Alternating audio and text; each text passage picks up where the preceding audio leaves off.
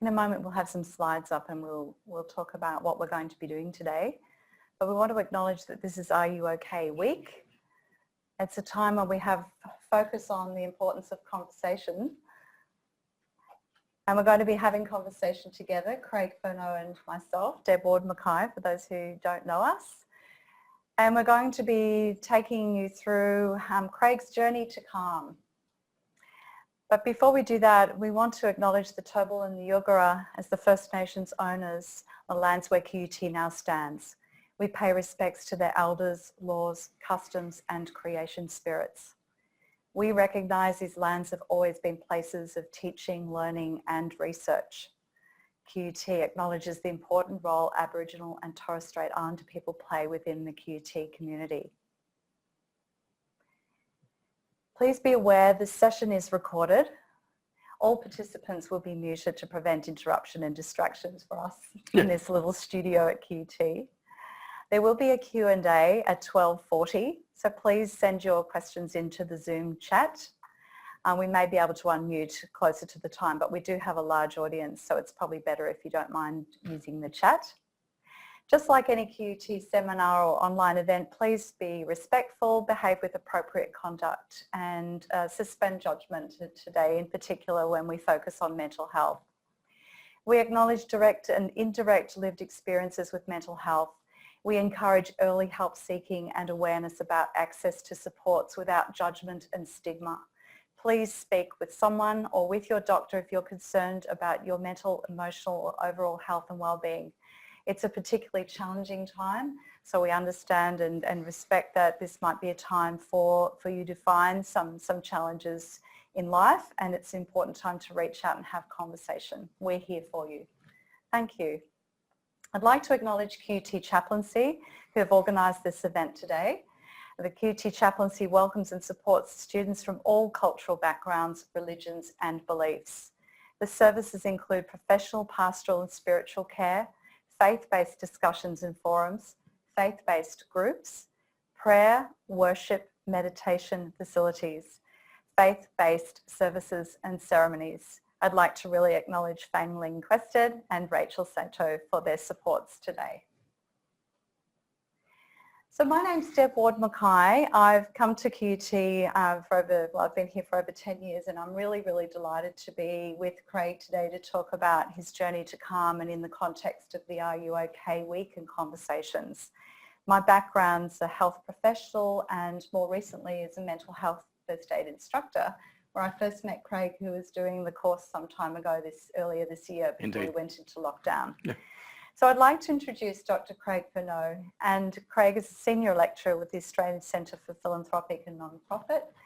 Craig is willing to share his story, his journey, and to that I really acknowledge bravery and vulnerability. I know Dr Brene Brown really urges us to move into a space of vulnerability, and through that shows great courage. So I really want to acknowledge what you're doing today. Thanks, Craig. Thanks, Deb. So as we start, I really want to start with an opening question that's quite broad, but it's around, tell us about your journey to calm, Craig, and perhaps introduce yourself a little more to the audience. Thank you everyone for joining us. Thanks, Deb. And I think it is important to say that it is a journey. It's not, I haven't arrived. I'm still working through some things, and perhaps we're going to talk through that journey. And very much it is my journey, and some of the things we talk about. We're going to talk about experiences, but also things that help. And so hopefully some takeaways that you might help you if you're struggling with mental illness, or there might be some things that would help you help somebody else working through some mental challenges. But I wanted to start off, I guess, a bit of myself, gives a bit of a background to how I came to think and become aware of mental health challenges. And so I used to, as a kid, watch Dad's Army, and it's an old show, but this particular gentleman used to come on and he used to go, "Don't panic, don't panic." As a kid, it was funny, and yet sometimes something sticks in your mind, and this became a bit of a refrain. And I'm going to come back to this idea about don't panic and what we should tell people who are going through challenges or going through panic attacks. So I grew up in a coal mining town. I grew up in a town where it was very Anglo-Saxon, and they would ask people, you know, are you English or are you Scottish or are you Irish? And I go, well, French, I think. And they go, well, are you Anglican or are you Catholic? And well, Methodist. So I grew up as being a bit not quite fitting in the boxes, so to say. And I could probably spend a whole lot of time telling you about my backstory, but I had a series of chronic illnesses that I grew up with as a child, and one of those led me to being involved in the arts, particularly in ballet, trying to rebuild core strength and to rebuild a chronic painful chest condition.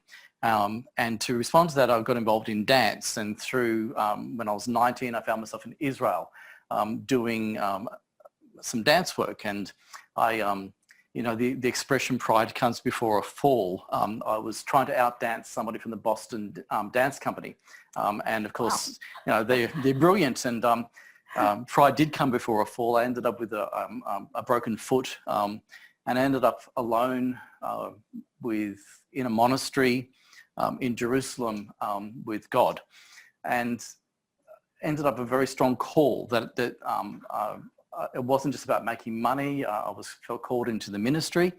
And then there was I spent a fair bit of time pursuing that call. I didn't pursue university at that time, got involved in Bible college, came up to Brisbane, became involved as a pastor in a church planting, took on leadership roles within my denomination, and was involved in accreditation and running church organizations. And then it all stopped. I was retrenched from my job. I ended up at QUT and have been very grateful for the opportunities at QUT. And then a series of things happened. And up until that time, I had a real sense of strong call. I knew what I was doing. I knew what I was about, and life was good. And then things began to fall apart. So my mum died. I had a lot of challenges doing my PhD. I ended up with a fair bit of personal and professional conflict. I found out about, I began working too hard, trying to gain attention, and I really began to have angst about why am I here? What am I doing? How am I coping? And became very, very aware of I wasn't in a good place. And I was going to talk as we go through about the physical aspects of that and the emotional and the mental and the spiritual aspects of panic attacks. And I did experience depression, and I did experience perfectionism, which are dimensions to this we can't really explore. But that's a bit of a background of journey that I was a minister. I ended up not in ministry, ended up shaking and just unable to work. And how I went from there to where I am now, I guess, is what I'm wanting to explore with you in conversation from here on in. Well, all I can say is right from the outset, there's a lot of richness in your life, a lot of broad life experiences. I can't imagine what led to the fall in that dance maneuver, but I'm hoping it was spectacular before it landed. Oh, it was beautiful until I landed. Yes, that was very painful. So you're describing a series of significant life events and some real highs and sort of maybe feeling quite fearless and indestructible. And then at some point it came to, you know, a bit of a halt. Did you notice some steps towards that point, or was it quite sudden? No, we're talking over a couple of years, I think. And I think things can happen, but then that your awareness of what's going on is actually what shifts. And sometimes you think you're going well, but there are layers to anxiety, and there are layers to depression. And it wasn't quick. As I said, there was probably, you build up patterns of behaviour. Things happen to you, and it wasn't a single event, but there are stress charts, and the more incidents you have, the higher stress levels go. And for me, I ended up with very, very high on all the rating scales of things that happened, and something had to shift and change. And in the end, we have to start if we want things to change, we have to change and adjust how we respond and deal with what's going on around us. Sometimes it's not what happens to us, it's how we respond becomes a critical thing. What did you notice about these shifts for you, and to what extent were you able to have conscious decision making or choices around that at the time when you were in the height of that anxiety? So I think this is probably for me when I became aware there was a physical element. I'd always thought that anxiety was what goes on in your head or your heart, and then just becoming aware that the fight-flight mechanism, we talk about aspects of when we're faced with, the way we're built as human beings is there'll be a challenge, and what our natural response is to either run away or to attack. And that part of the brain, this is one of my key learnings. Somebody said to me, "Oh, just calm down. Just don't panic. Just don't panic. Just calm down. Don't panic." And I found it very, very hard. And this awareness that your body's releasing hormones, is releasing a whole set of hormones, and there's this quite complex chemical reaction going on where your body's being prepared to run or to fight.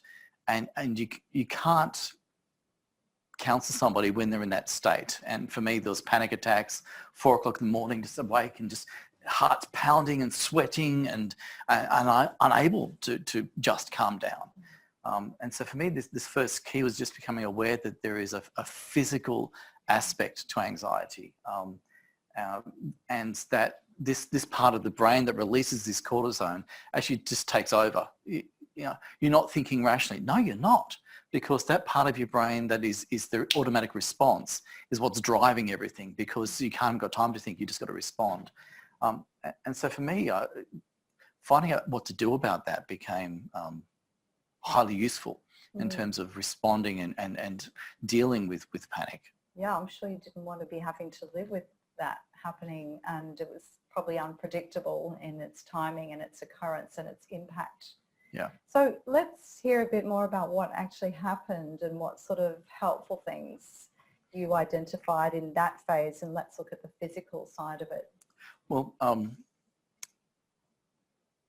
so in terms of the physical thing, I went to counselling, and we can come back to the short programs or QT, but that led to discussions with doctors and going onto medicine, because the counselling wasn't working so well. The brain was just, I couldn't calm down. I couldn't just not panic. I was panicking. And going on to antidepressants helped to calm things down. But even with these medicines that try and deal with chemical imbalance in the brain, my journey wasn't straightforward. I tried one and it didn't kind of work. So I tried another one, and that had a whole series of quite bad side effects. So I started putting on 20 kilos of weight and a whole lot of other physical, unfortunate physical side effects, until I came around to my third type of antidepressant, and that was the one that actually helped settle me down and enabled me to start working through and developing some other strategies. Initially, what were you concerned about with medication? Did you have any reservations when it was suggested to you that it might be helpful?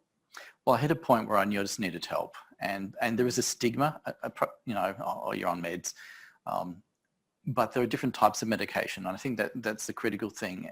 And for me, going on that journey and finding a trusted physician that I could do the journey with to find something that was going to help was a critical part of the journey. That, look, there is a chemical, something going on in your brain, and it's not just the panic attacks, but there's this, for me, I also had generalized anxiety disorder. So it was ongoing all the time, feeling anxious about everything.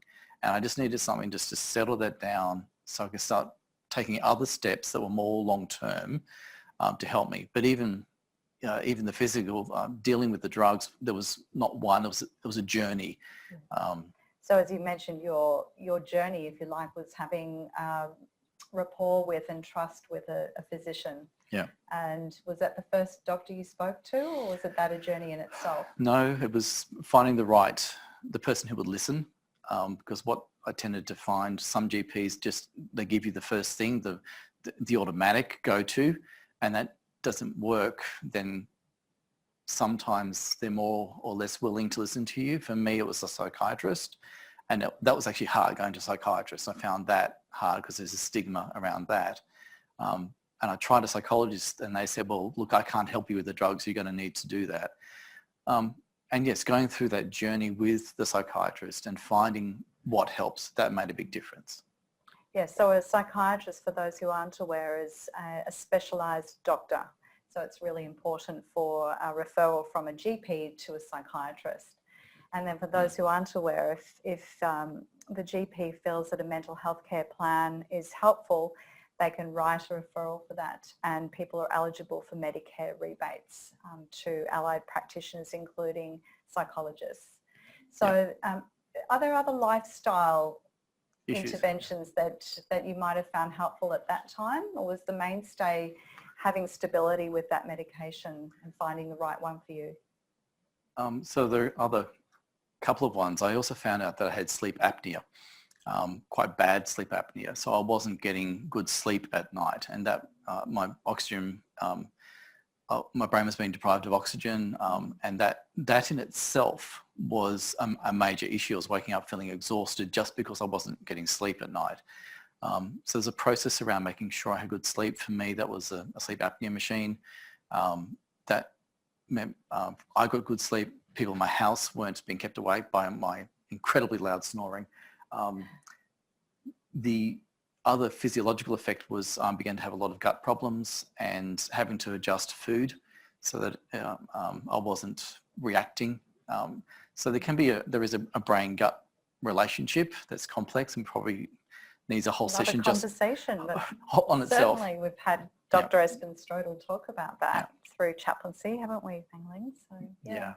So you discovered there was a connection with your gut and your brain going on at the time as well. What helped there? Just timing of food and different types of... Yeah, so for me it was FODMAP. It was just finding so the FODMAP diet is a process where you go off everything and then you introduce things to find out what's causing what's going wrong. And for me it was wheat and milk, and I'd never had problems up until that point of time, but just taking those two out means my gut's more settled. I'm not in pain, and all the anticipated. Yeah, so you went through a process of eliminating those foods that you might have had some sensitivity to, and then reintroducing, then you'll soon find out if they're not agreeable to the system. So you really took a very holistic approach right back then. Anything else you wanted to talk about in terms of the physiological aspects of anxiety before we move on? Yeah, so I think we've talked about some of the longer terms, like your diet and sleep and medicines, but the thing that really helped me was breathing. And I remember talking to my psychiatrist, and he said, how's your breathing going? And I said, well, what do you mean? He said, well, it's the gold-plated way of dealing with anxiety, news to me. And then he taught me a technique that when I was having a panic attack, when I couldn't just calm down, I needed to attend to these releases of hormones and in order to stop the fight-flight response. And we were talking before about the box technique of breathing. We were. Did you want to talk about it? Or did you want to, because it was new to me. Well, if people haven't tried it before, it's a technique that has been evidenced, particularly in the armed forces, for helping people with PTSD and at times of anxiety just in the moment.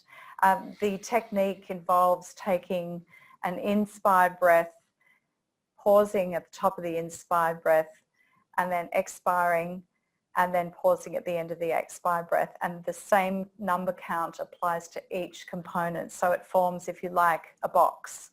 And doing that consistently for up to 2 minutes can really radically change how the physiology of the body responds. So there's increased vagal tone with a reduction in heart rate and slowing down of the breathing rate. And then coincidentally, a lot of hormones and regulation help to come into place there. So for the things that seem rather out of control, this is one thing that is evidence to have some benefit, and it requires some practice though. So if you're interested to find out more, we can share some resources following the session. Yeah, but for me, that breathing, particularly with the panic attacks, is what helped.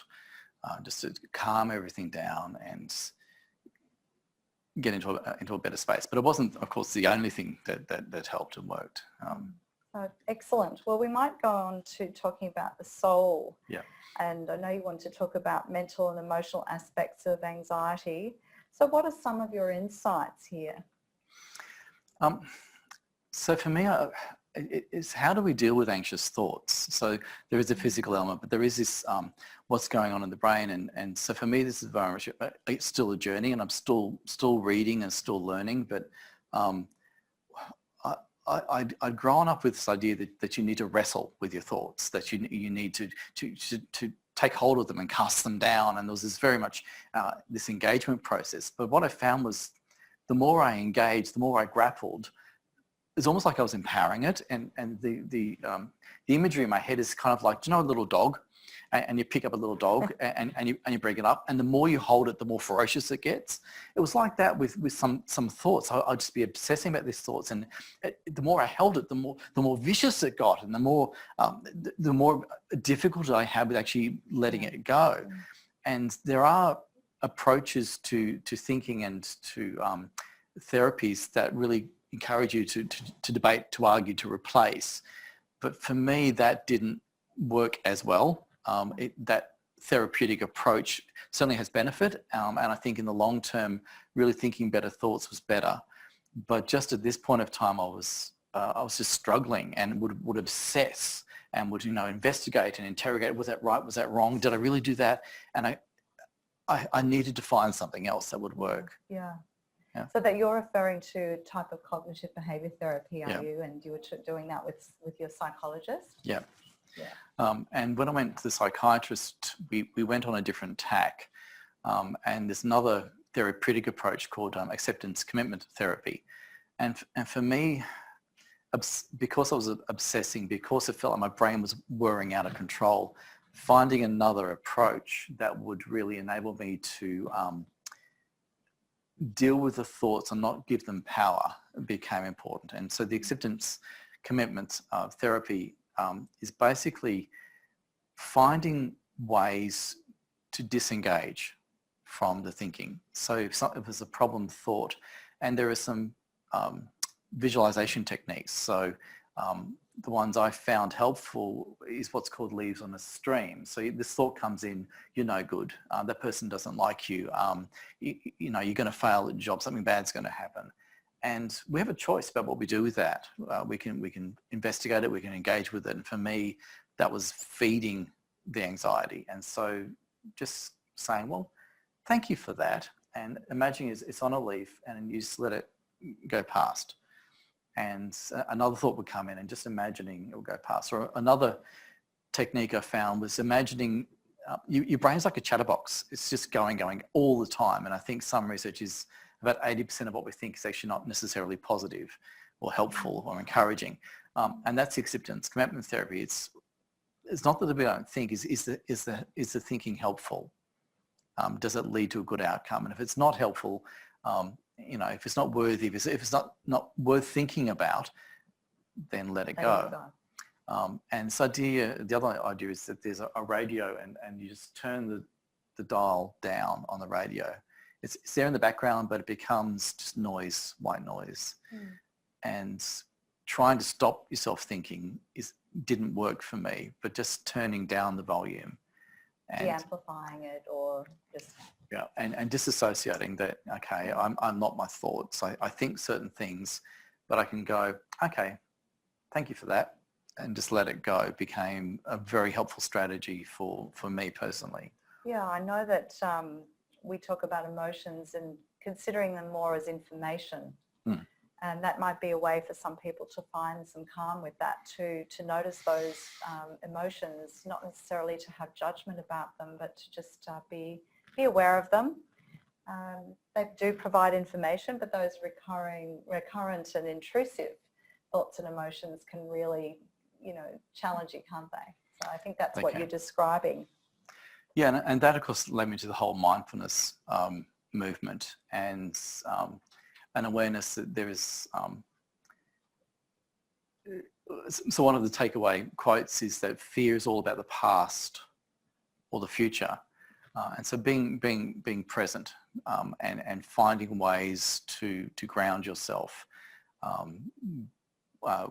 became very, very important. So I was thinking, oh, that happened 20 years ago and that's going to have this horrendous effect down the track. And so catastrophizing things, or this might happen in the future.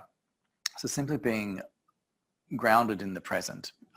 And so I'd be in family gatherings, I'd be in happy times, but I'd be so worried I wasn't there. I wasn't actually able to enjoy what was going on. I missed opportunities to engage with happy events, and that's hard and sad. Yeah, when you think about it, you could be physically present, but not necessarily emotionally, intellectually present, because so much else is going on behind the scenes, if you like, in your mind. Yeah.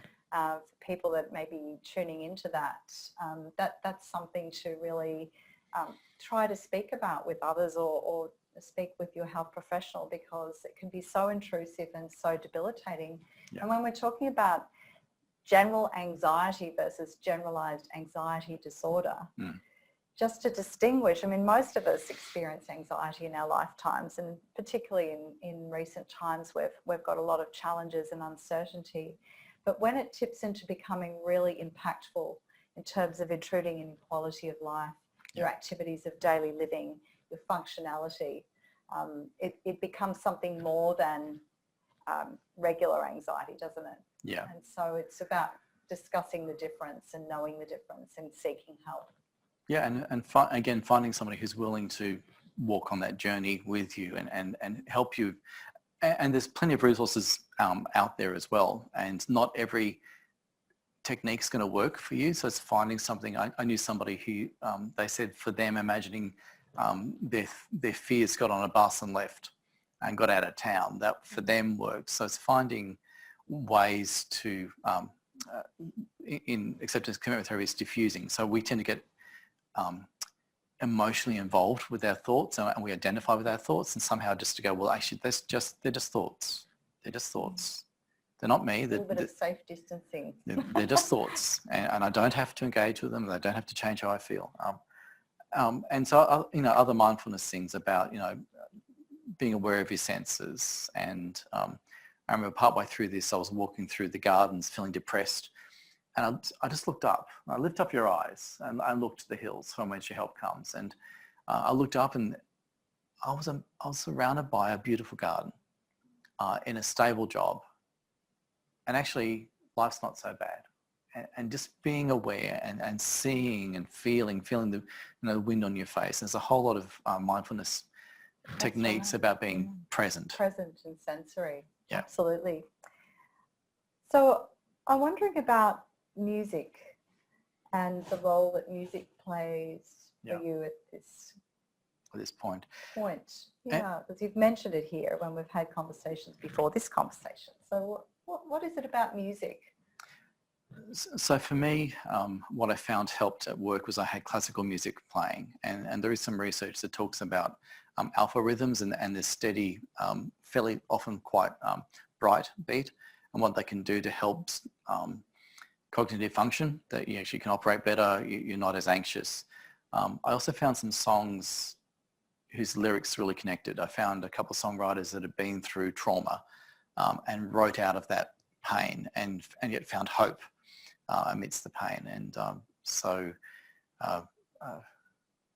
Chapman and Camp and people like that, they wrote out of their pain, and I found echoes of my life through what they were going through and how they responded, and something about, sometimes people take truth and they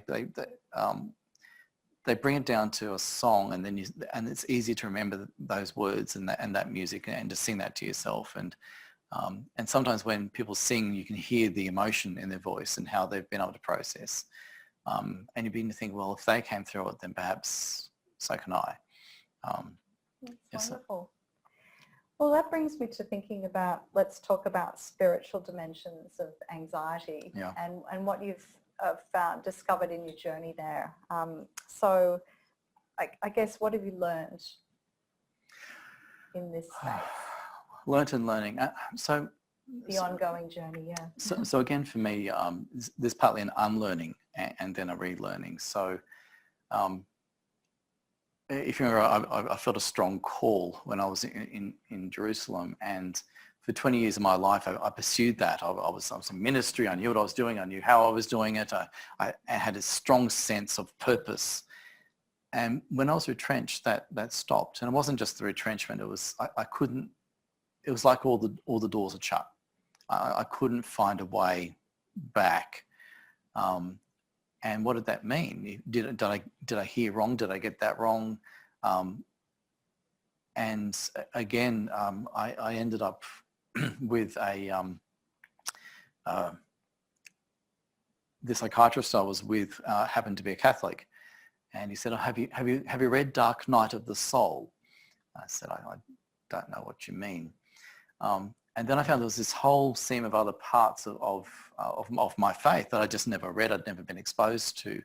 And if you Google Dark Night of the Soul, it's about spiritual depression. It's around existential angst. Why am I here? What is my purpose? If I had a purpose and I didn't have a purpose, I had a strong relationship with God, and I just didn't feel that anymore. And how do you cope with that? So this isn't about job or people. Suddenly it's about, why am I here? Why do I exist? And coupled with not feeling good about yourself, you get into a really, really bad place. But then reading these other traditions about people, and then knowing other people have been through something incredibly similar, and not just one person, but again and again and again. So finally, Paul Bunyan and other people that I'd read about going through something similar, Mother Teresa, people I looked up and respected had been through dark nights of the soul, where really doubted God's existence, didn't know why they were there, felt disconnected from God. And for me, the unlearning, the unlearning was really around, I've been taught to be in God's will, you've got to be at the right place at the right time, doing the right thing with the right people, with the right resources. And as a young person, you go, oh, okay. But that's actually incredibly narrow. And, you know, I wasn't doing what I felt I was called to do, and therefore I felt like a failure. And I can't tell you how this came about, but the end of this process, and it was a long process, was, you know, I think sometimes in any relationship, you can go into a relationship because you feel good. It makes you feel good. But there comes a point where you need to be in the relationship just because of the relationship. And that was, for me, it wasn't about what God did for me or how it made me feel, but I'm going to be faithful. And this thing about being faithful, it's not about results. And the big shift to me was, I'm not a minister because I've got that on my business card. I'm not a pastor teacher because that's my job. It's who I am. That I'm wired to care for people, and I'm wired to teach. And then suddenly, if what I'm doing is I'm caring for people and I'm teaching, it doesn't matter where I am. It doesn't matter who I'm employed by. It doesn't. The gifts and calling are irrevocable. I'm still doing what I'm meant to be doing, just in a very different context. And that was immensely freeing, because, you know, if you're not in the right place at the right time with the right people, you know, and you have a perfectionist tendency, then you're a failure. Whereas if you're just doing, if you're being who you're meant to be, that's immensely freeing. And the second part is actually deeply, it's quite simple theology. Basically, our calling is actually not to a position. It's not to a place. It's to a relationship. And for me, it's about loving God and loving people. And if I do that, I'm in a good place. So it took a long journey, and I can't pretend I'm fully through that journey.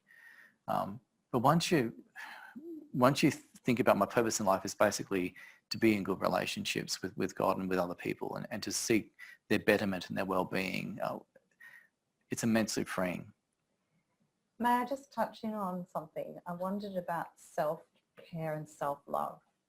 And has that developed more in you of recent times? Have you always had it, but it's probably just been knocked around a little bit and you come back to it?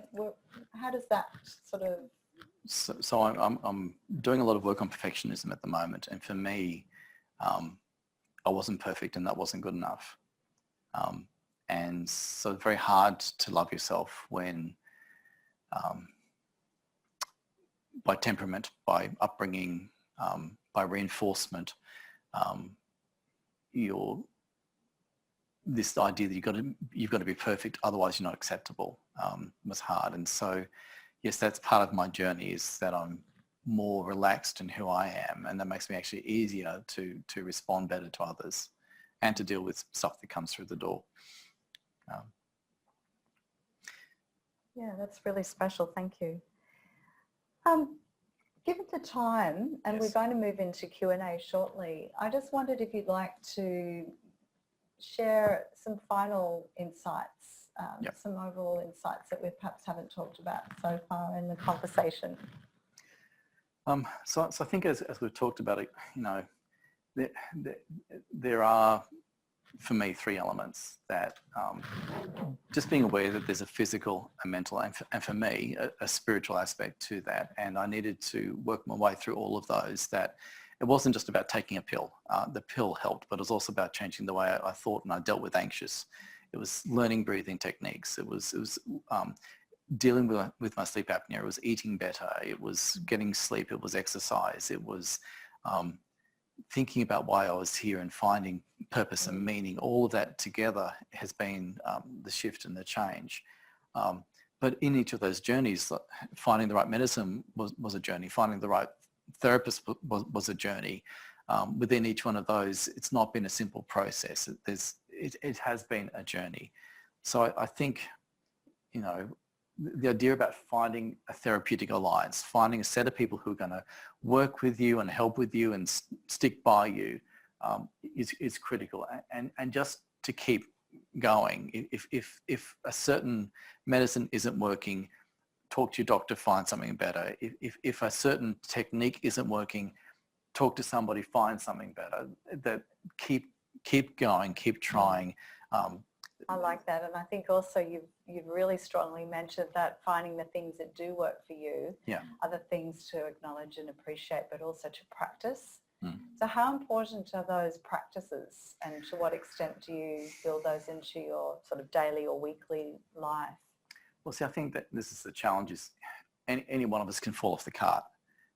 That, you might know something, but because of pressure or stress, you forget to do it. And about a month ago, I went through a very stressful period, and then I was just taking a couple of days out and going, okay, hang on a tick, I need to go back and start eating well and start getting good sleep and starting to practice these things. Just hit the reset button, and wish I could hit reset on 2020, but no.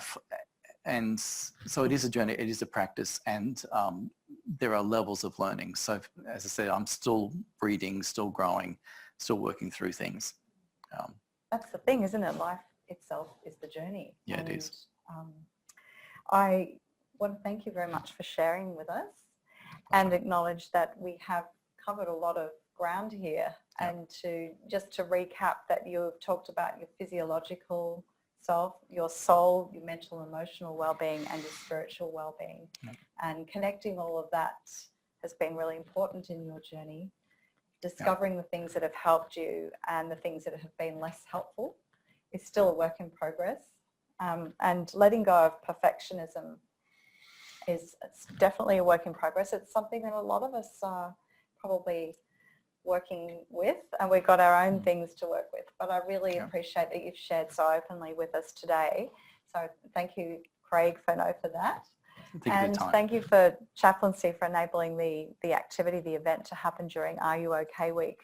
We'd like to share with you some of the mental health resources on our digital workplace at QUT. I mean, obviously, if you could search mental health, or you can search RUOK this week and for the rest of this month, in particular, you'll find a number of resources on the digital workplace, both for staff and for students.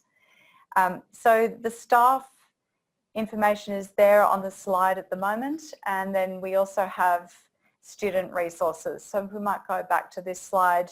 So students and staff can contact Equity and Disability Services. We have medical centres on each campus with doctors and psychologists. We have the chaplaincy services located in S Block, and the phone number's up there, 3138 2700. We have allied health practitioner counselling there with counselling and psychology, and the student counselling psychologists and supports. So a lot of different ways that you can reach out, but this week in particular, we know that the having conversation is a great way to share your thoughts and your feelings with someone, to build rapport with someone and with others, and maybe even to take it outside and have a walk together and share some of the things that are going on for you in life. So I'm just